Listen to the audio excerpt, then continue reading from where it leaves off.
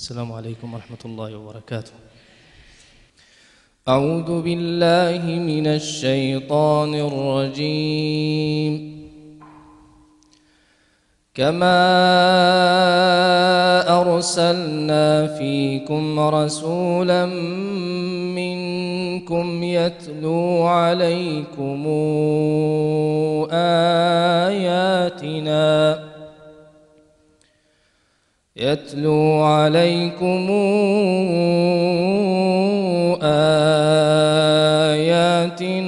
ويزكيكم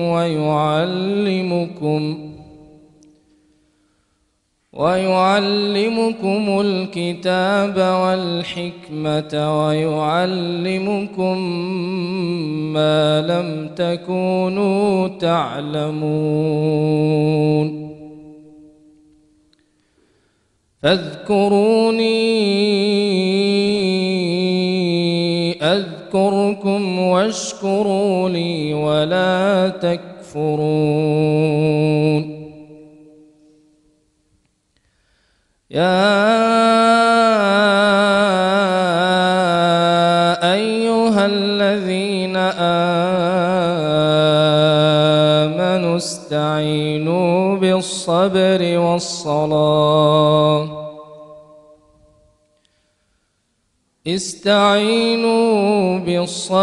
والصلاة إن الله مع الصابرين. ولا تقولوا لمن يقتل في سبيل الله أموات بل أحياء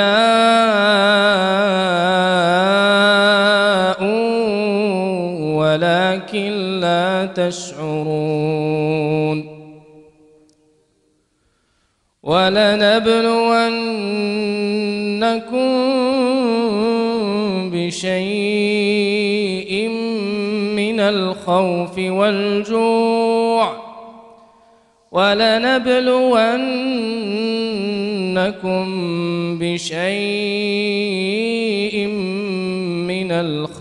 والجوع ونقص من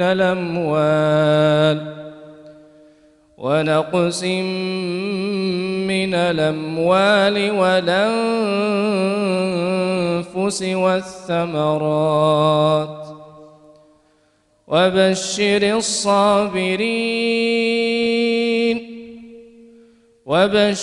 الصابرين الذين إذا أصابتهم مصيبة قالوا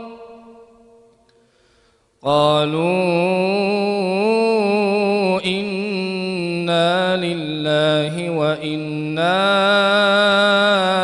إليه راجعون. أولئك عليهم صلوات من ربهم ورحمة وأولئك هم المهتدون.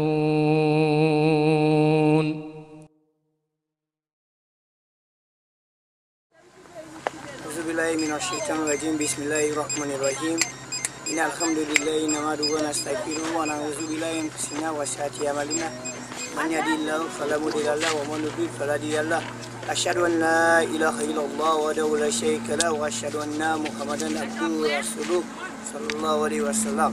وبعد قال الله تعالى في القرآن الكريم بسم الله الرحمن الرحيم فإنما أسسا إنما رسسا. Alhamdulillah. Mes frères,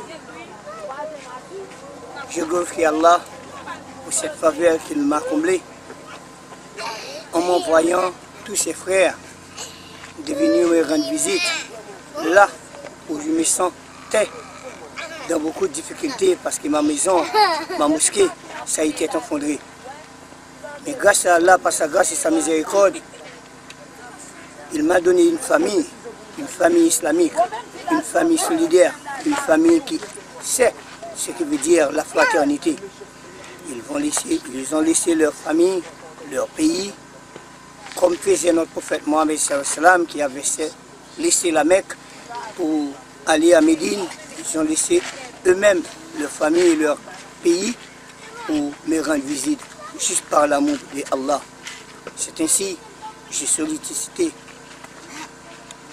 notre organisation islamique qui est Al-Bouyan, qui m'avait envoyé beaucoup de livres.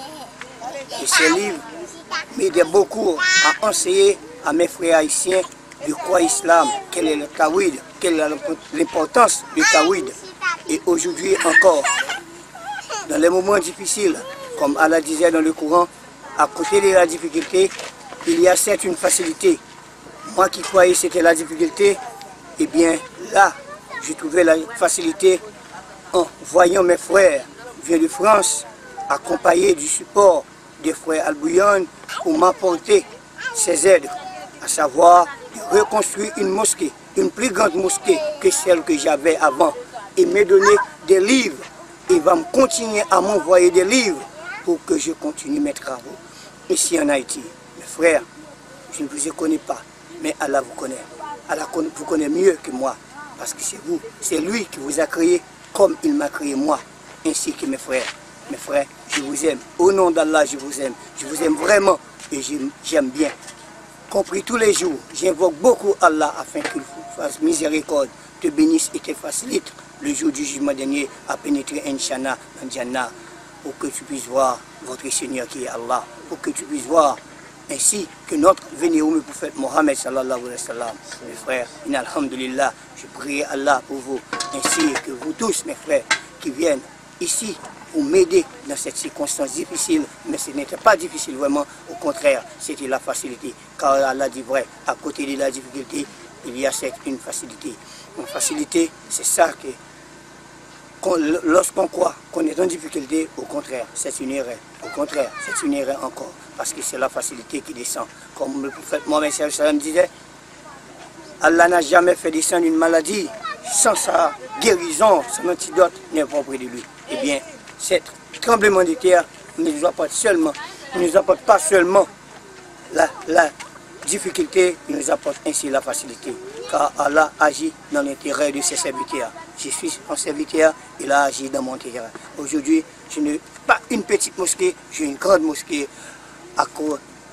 par l'intermédiaire de mes frères de France, tels que Abouyan, des frères qui sont avec moi ici. Je vous remercie au nom d'Allah. Je demanderai à Allah de vous bénir et vous bénisse vos familles ainsi que tous les autres, ceux qui luttent pour la cause d'Allah, ceux qui ont dépensé, ceux qui ont venir et tous ceux qui lancent leur bien dans le chemin d'Allah, qu'Allah vous fasse miséricorde et vous facilite le paradis. Alhamdulillah, alhamdulillah. Assalamu alaikum wa rahmatullahi wa barakatuh. Bismillahir Rahmanir Rahim.